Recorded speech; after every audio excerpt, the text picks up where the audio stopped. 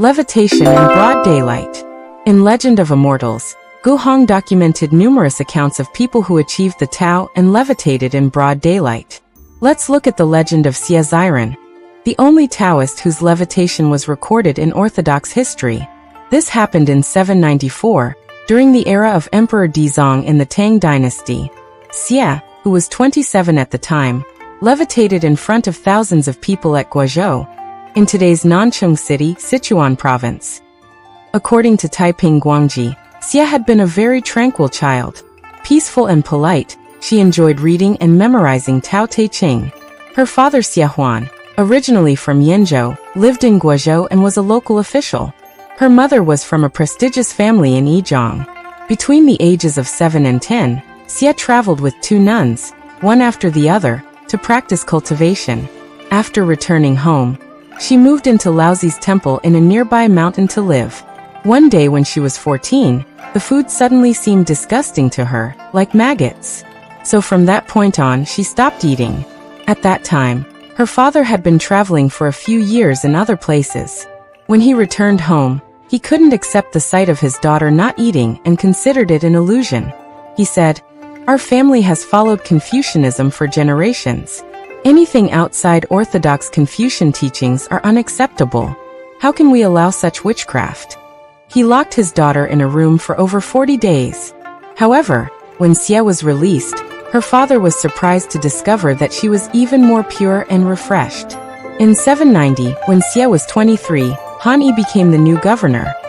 He suspected that Xie was just pretending not to eat, so he invited her to live in a room in the government compound. When Xie came out of the room several months later, she looked just the same. Her voice was still clear and vibrant. Han and his entire family visited Xie, and he was so astonished by her that he asked his daughter Han Ziming to learn from Xie. In 793, Li Jian became the new governor. In the following year, Xie moved to a Taoist temple on March 3rd, lunar calendar. That day was bright and magnificent, different from other days. Xie said that some deities and divine beings were gathering on that day. The deer in the forest even behaved differently, and many fawns weren't afraid to peacefully interact with people. Xie was a serious person and didn't talk casually about Taoist cultivation, even to her own parents. Because the governor Li was very devout in Taoism, Xie said a few words to him. When it comes to reciting scripture, one needs to do it wholeheartedly. The number of scriptures recited is not that important, she explained. If someone cultivates the Tao but gives up partway, they will lose more than those who didn't even start cultivating the Tao. That is why one has to be very careful. By then, Xie had not eaten for 13 years.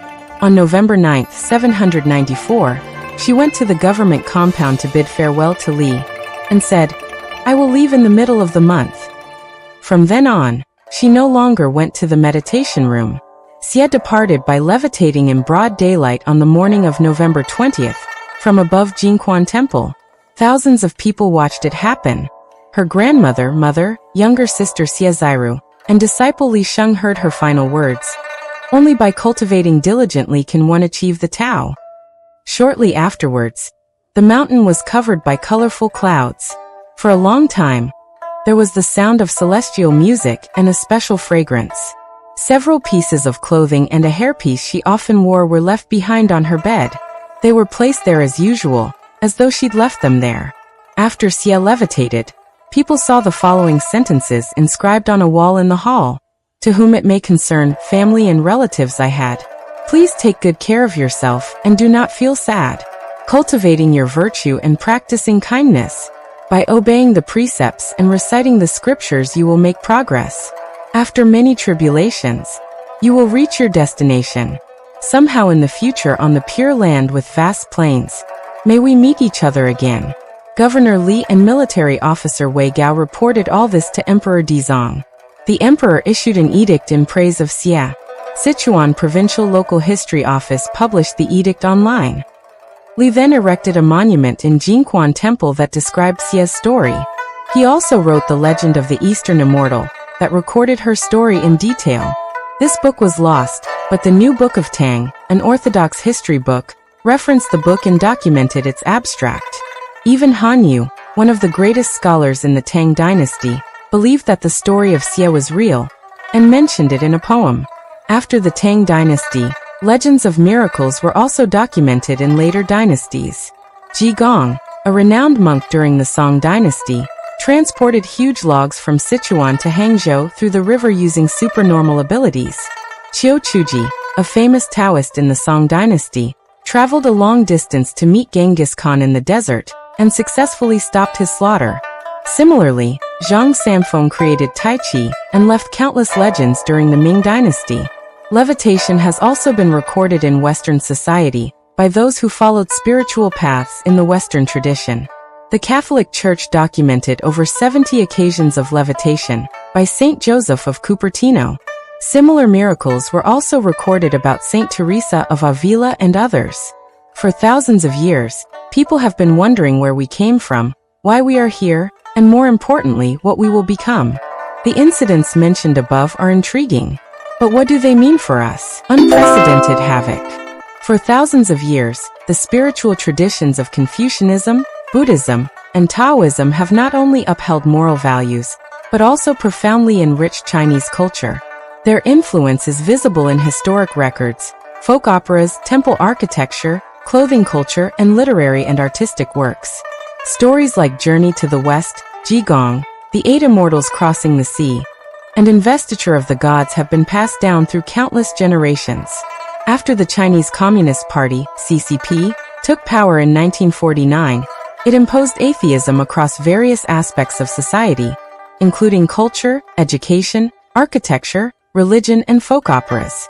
The damage was systematic and thorough, affecting everything from ideology to grassroots culture.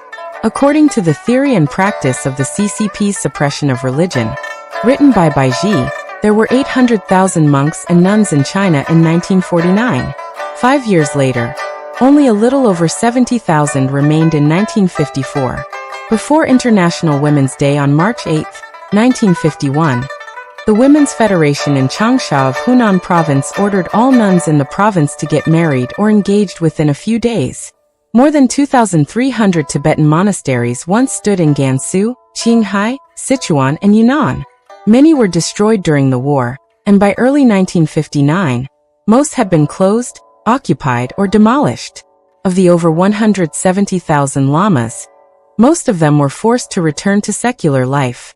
10 years of catastrophe, Blood and Tears in the Capital by Tongxing is about the chaos that followed the start of the Cultural Revolution in 1966. Everything related to worshipping, including Buddhist temples, Taoist temples, churches, and scriptures, became targets of the Red Guards. According to incomplete statistics, of the 6,843 historical and cultural sites in Beijing alone, 4,922 were destroyed, and 538,000 cultural relics were destroyed.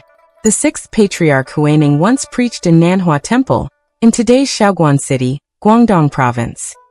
After he passed away in 713, his preserved body was enshrined in the main hall of Nanhua Temple. Over 1,000 years have passed, yet the body remained intact and had not decayed. However, a calamity struck during the Cultural Revolution, according to the collected teachings of Venerable Master Fuyuan. The Red Guards placed the mummified body of the sixth patriarch on a handcart and paraded it around Shaoguan. They denounced him as a villain, a fake, and a deceiver, threatening to burn him. In the end, someone struck him with an iron rod, creating a hole the size of a bowl in his back and chest. They pulled out his internal organs and threw them in the main hall. His ribs and spine were scattered everywhere. The Red Guards also called them pig bones or dog bones. Additionally, they placed an iron bowl on the sixth patriarch's head, inscribed with the word villain. This is just one of countless examples of how the CCP has damaged spiritual systems in the past. Now it is causing harm in a different way. Although the temples have been rebuilt or expanded, they are no longer peaceful sanctuaries for a spiritual life. The Shaolin Temple, renowned as one of China's most famous Buddhist temples, has now become a major tourism attraction.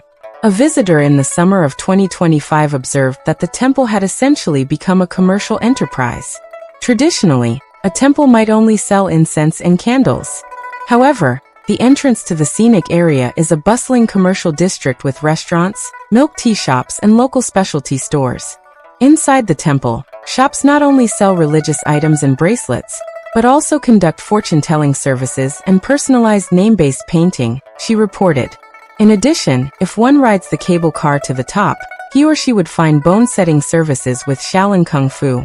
All service providers are dressed in monks' robes with shaved heads. I don't know if they are real monks or fake ones, the tourist remarked. There are also numerous fees. 30 yuan for the shuttle, 25 yuan for a sightseeing bus, an entrance fee of 80 yuan, and a cable car ride for 100 yuan. These total 235 yuan per person. On top of that, there is a 100 yuan guide fee, and 300 yuan for calligraphy and paintings. Throughout history, all major civilizations have held beliefs in the divine, as have the world's main religions. Recognizing our creation by the divine encouraged humility and modesty, as credit was given to the divine rather than ourselves. Traditional Chinese culture, in particular, emphasized the profound harmony between heaven and earth. Guided by the teachings from Confucianism, Buddhism, and Taoism, generations have respected one another and practiced kindness for thousands of years.